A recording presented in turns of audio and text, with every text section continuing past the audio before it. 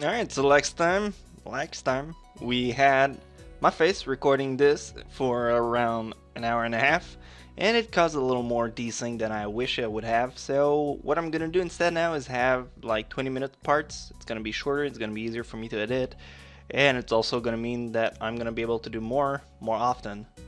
And I feel like my camera is crooked a bit. Is it better? I hope it is. Otherwise, I'm gonna be like this for the whole recording. Anyway, so what got you into running? So what got you so into running anyway? Oh, I've been running since I was really little. My dad was a runner, and so as soon as I could walk, he started teaching me how to run. It was our father-daughter thing, you know? Our own mutual hobby. Why do you sound like Rin? A shadow crosses her face, and I'm shocked to see her looking sad. Did something happen between them? Man, I don't have a lot of time left. Sorry, but I've got to get a few more laps in before I get to see the nurse. She races off around the track, hair streaming in the wind. It seems to me she's going a lot faster than she was in the morning. As she rounds the track, I catch a glimpse of her face. It's much the same as it was this morning, but her eyes seems to have taken a harder edge. I guess she's right. I don't really know much about her. I watch her run for a little while, and then stand up to head back to my room. Hey, She spots me leaving and waves to catch my attention. don't forget, same time tomorrow morning, got it? Got it. I head back to my room. Homework begins. I can't sleep. My body's tired, but my mind is kept awake, staring at the ceiling and the hollow darkness of my room. I grasp desperately for a thread of thought, hoping that I can run my brain into the ground. All I can think of is how I can think of anything. This is not productive at all. I wonder if this is a side effect of my medication. It seems odd for it to take so long to show up. Then again, maybe I'm just not as used to my new surrounding as I'd like to think. I don't know, but for whatever reason, I'm awake and I shouldn't be. This is ridiculous. Ignoring my body's stiffness, I get out of bed and look at my clock. 4 in the morning. Last time I checked, it was only 1. So maybe I slept in a little. I don't know. I throw on some clothes and head out of my room. A walk might do me some good. I'm surprised at how chill the air is compared to the relative warmth of the day. I can almost see my breath as I wander the campus waiting for the sun to come up or for me to fall asleep. At this point, either option works for me. I find myself at the track, where for the first time Emmy's not out running. I suppose that makes sense. It's too early even for her. The bleacher seats are cold, but at this point, I welcome the sensation. The sun is starting to show its face over the horizon, and I know with an awful certainty that I'll get no more sleep tonight. The sun's steadily strengthening rays start to warm me up, and I watch the dew on the ground begin to steam slightly. My mind calms down a little. That's not a place to sleep, whoa. Someone's shaking me. Hey, wake up! What? I guess I fall asleep after all. What are you doing out here? You're going to catch a cold or something. I rub my eyes and confronted by Amy, who's bent over me with a worried expression. I'm still a little groggy, so my response comes out in a mumble. Couldn't sleep. Watch the sun come up. Sounds like something Rin would say. I shrug, feeling the stiffness that comes with sleeping on a bench for a few hours. Is it? I want to know. Amy grins a little in my somewhat cranky response. So couldn't sleep, eh? Honestly, we need to run you harder today. Even though I only known her for about a week, this seems very Amy-ish response to the problem. Hey, my body was plenty exhausted after yesterday. My mind was just racing, that's all. I don't see the difference. If you run hard enough, your brain will get tired too. I'm seriously questioning the wisdom of doing this first thing in the morning. I don't know if my grades will be able to handle me tiring my brain out like that. Himi pulls me up from the bleacher with a surprising strength for someone her size. Now come on, you. We got work to do. I don't actually know if I'm up to this today, to be honest. I mean, obviously I didn't get much sleep, and what sleep I got was on the bleachers. I don't know. Should I really be running? Himi glares at me. Good heavens. What are you talking about? Of course you should be running. How else do you expect to work out the kinks? You've been sleeping on the bleacher, for heaven's sake. The best way to get that soreness out is to run around a little. Now stop hiding in the bleacher and get down here. There's no arguing that. I'm pretty sure she'd kill me if I didn't do as she said. I get to my feet and hop down to the track. The sun is warming things up rather nicely, I think. Amy and I begin to stretch out, and I find myself once again hard-pressed not to stare. Is this how I have to wake up every day? I might be able to get used to this. You know, it's not polite to stare. I wasn't staring, I swear. Hemi raises an eyebrow and considers me for a minute, as if evaluating my response. There's a brief moment where I'm afraid for my life. But then she smiles and laughs, shaking her head slowly. Honestly, you didn't have to deny it so strenuously. In response, I clap my hands together and go for a change of subject. So, that's enough stretching, right? Hemi gives a casual shrug. Do you feel stretched? That's really how you tell. Well, I do feel up to the run, if that's what she means. Yeah, I feel ready to go. Same as yesterday, okay? We'll just run for a mile at a steady pace. Don't worry about going real fast. Just worry about keeping the pace, got it? You the boss, lady. Don't kill me, please. Hemi grins again, and we take off around the track. I think I'm going to die. We're not even done with the first lap and my legs are on fire. The breath is coming in a rag gasp. I can feel sweat pouring down my brow, and we've only just run the second turn. Come on, you got 3 more laps to go. I can't do this. I can't do this. I can't do this. I think I might hurl. Somehow, we're on the second lap. Hemi's not even sweating. How can she do this so effortlessly? Well, she got 2 less limb to carry, so it helps a little. For some reason, I'm still moving. She's like a machine. Third lap. What happened to the second? Almost there, you. Liar. We've got another 2. Nothing to be done. I can't do this. Hemi whirls around and begins running backward. Her face is a mask of anger that surprises me. Never say that. If you say that, you'll have already lost. Keep moving. If you're alive, you can keep moving, damn it. Whoa, language. We're a 4th lap now. She really seems to want me to keep going. Like move. I feel so sluggish. I'm mud and molasses or tar. I can't go on. I'll go on. Final stretch, you. Give it all you got. Pump my leg as fast as they'll go. They keep refusing to obey my commands. Somehow, I keep moving. Somehow, I finish. That's it, you. I knew you had it in you. The anger Hemi showed a lap ago is gone, replaced with pride. She's positively radiant, like she's just won the gold medal or something. I stagger to a stop and fall to my hands and knee, gasping for air. My heart is pounding far harder than it has in a long time. I don't think it's done this since... oh God. Please slow down, heart. Just slow down. Stop racing. I cough. For some reason, I feel a grin crossing my face. This is how I die.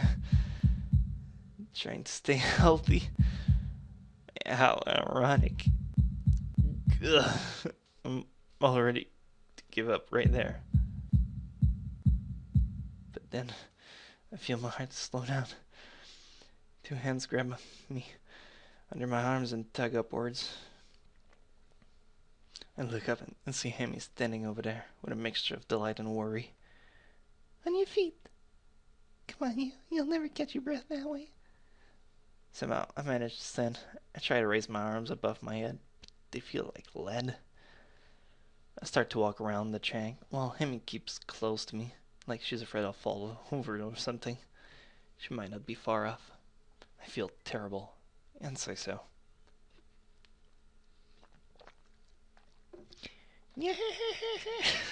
Shut up, Misha. Hemi laughs. But you finished, didn't you? You said you couldn't, but you did. Isn't that worth it? Yeah, I'm not sure. Not if it'd get me killed over. I don't really have breath to say so. But a small grin I feel on my face earlier hasn't left. So what if my heart's weak? I still survived this morning. Maybe I'll survive tomorrow or two. It's the eye of the tiger, it's the will of the fight. As soon as it becomes apparent that I'm not going to suddenly keel over, Amy takes off on her sprints. Yeah, okay. I don't know how the hell she can manage to sprint after running a mile, but I guess she's in much better shape than me. Once again, I walk around the track. I can't help watching Hemi sprint. It's weird, but she's like a different person when she's pushing herself. Last time I noticed her eyes, but this time it's her mouth that catch my attention. She's not wearing her normal grin. She's still smiling, but there's tightness to it. It's almost grim, like she's fighting a losing battle, but doesn't care. She seems to be running harder, like she did yesterday. Sweat has started to pour down her face, but she keeps going. Her mouth finally opens as she can no longer get enough air to her nose. As she passed me once more, legs pumping, arms swinging in time, and her lips slightly parted. She looks beautiful. I want to do her. After we've both taken some laps around the track to cool down, Hemi changed back into her usual self. The transformation I saw in her is gone. Not bad today, you. There's almost admiration in her voice, and that's the wrong one. What do you mean? I would have stopped if you hadn't yelled at me. Hemi colors a little, seemingly embarrassed about her outburst. Sorry about that. I can't stand to see people give up, especially about something like this. Saying I can go on is silly when you're obviously going on while we're saying it. That's what this is all about. What? Saying silly things? Hemi sticks her tongue out at me. Hey, idiot. I mean, showing that you're alive. Showing I'm alive, huh? I don't know what it had to be so painful, but it does feel pretty good despite that. Besides, this is one of the hardest days. What do you mean? Whenever you start a workout, it's difficult the first day, really hard the second day, and then the third day is easier. You'll still get days that are really hard, but they'll pop out less and less. So this will eventually get really easy, huh? Yeah, of course. But then you'll have to increase the difficulty or you'll never get ahead. You'll just get complacent and you'll lose the sense of accomplishment. So I have to run more than just 4 laps? Oh, God. Yep, but not for a while. You'll have to be careful, you know? A thought strikes at me and her face lights up. Got it? Got what? You can come with me to see the nurse. That way you won't fall over dead or anything. How charming. When? Right now, of course. You'll need a shower and everything, right? We don't have much time then. Grabbing my hand, she's off, pulling me along with her. Oh, what was his voice again? My goodness, but you're in a hurry today, aren't you, Emmy? I think it was a little more Asian. Something like car battery and stuff like that. I have no idea how we got to the nurse office so fast, but here we are. The nurse grins at Emmy and seems to completely ignore me. You've got plenty of time to take a shower and get to class, you know. There's no need to run through the hall like that. I could hear you coming a mile away. Somehow it doesn't seem like he's actually scolding Amy at all. It's like this is sort of a routine between the two of them. Amy does a passable imitation of remorse. I'm sorry. I will never do it again. The nurse and Amy both laugh at some private joke. Suddenly it seems that he notices me. Ah, hello you! How's that battery going for you? What brings you here? Well, I've been... You officially joined me on my morning runs. I start to explain, but Amy cuts me off. I thought I might need to visit you so that he doesn't die or anything. The nurse raises an eyebrow in mock horror. Yes, that would certainly put me out of a job fast, wouldn't it? Well, sorry. Well then, let's have a look at you. Lift up your shirt, will you? Get naked, son. I'm suddenly very conscious of the fact that Amy is in the room with me and blush in spite of myself. The nurse seems to sense my discomfort, but only seems to amuse him. A bit shy, are we? He makes an apologetic bow to Emmy. Sorry, Emmy, I tried to get you a free show, but it doesn't seem to have worked. Emmy stiffens slightly and fires a look of annoyance at him. You're an asshole. Emmy bows to me apologetically. I'll wait outside, okay, you? Emmy begins staring. That's not really a big deal. She doesn't have to leave, but she's already out the door, and the nurse is laughing as he watches her go. I still got it. I don't follow. He laughs again, like he's on some joke that's over my head. I can still get her flustered. It's a competition of sorts we have going on for a while now. That sounds incredibly sinister to me, and it seems as if the nurse realized that too. Yeah, that sounded a lot worse than it actually is, come to think of it. I wasn't going to say anything. No, you're right. I should fill you in so that you don't get the wrong idea. I'm not actually doing her. I'm actually relatively new here. So I got hired, and the same year Amy started going here. Before that, I worked with Amy's during her initial rehab following her accident. Hold on, what? We had to amputate her legs after a really nasty car wreck. Nearly killed her, and succeeded. He shuts up abruptly. I blink at receiving this unexpected piece of news. Well, this is not my place to say. Anyway, we've known each other for quite a while, so we have slightly more familiar relationship than is strictly professional. He seemed embarrassed, like he's done something stupid. I guess he was really worried about... I wave a hand to let him know that it's not a big deal. Don't worry, sir. I promise I'm going to be discreet. I had been wondering about what caused him to lose a leg, and that was one of the scenario I thought of. There were only so many ways that could have happened, but actually hearing about the fact, it's still a little shocking. Well, thanks. Oh, I'm sorry. Well, thanks. You're a good kid, you. I can see why Hemi became friendly with you. She's quite indomitable, you know. What do you mean? You didn't see her learning to walk? You didn't see her learning to walk?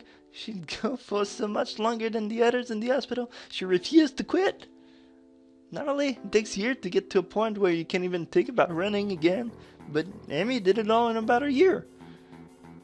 He almost seems proud of her, like a father who watched his daughter win a competition of something. Hell, she'd probably have done it faster, if not for the fact that we wouldn't let her. Wouldn't let her? Why not? Because she'd go for so long that her leg would start bleeding when they're metastatic. Yeah. It's a real concern. It's why she comes by every day after she runs. To say nothing of the risk of infection if her leg gets cut up. Sorry, let me start that again. To say nothing of the risk of infection if her legs get cut up and her prosthetic get dirty. But enough about that. If we don't get you up on your way soon, Emmy will think we're up to something. As it says this, he gives me a wink and begins checking my heartbeat. The stethoscope is way too cold. You should have heated it up or something before using it. After a few moments, he leans back, satisfied. Well, he sounds pretty good to me, you. You didn't have any chest pain while you were running, did you? Liar. No, not really. I had some trouble catching my breath, though, and my heart was racing by the end, too. The nurse frowns as I say this, but then shrugs. That's probably just because you're out of shape, but if you don't improve, then you should let me know, okay? Don't push yourself too much, and of course, if you have any chest pain, keep your battery in your pocket, and come see me immediately. Put my shirt back on, and Dolores leans out of the door to call Emmy. And this is where we'll stop for now. We're gonna have a lot of continuation to do very soon. Catch you guys in a second, or maybe another part whenever I feel like doing so, which shouldn't be too long, because I think we're getting pretty close to the end of the game. Don't quote me on that, I am not quite sure. Although we did learn a little more about Emmy, so that's interesting. I will see you guys later. Take care.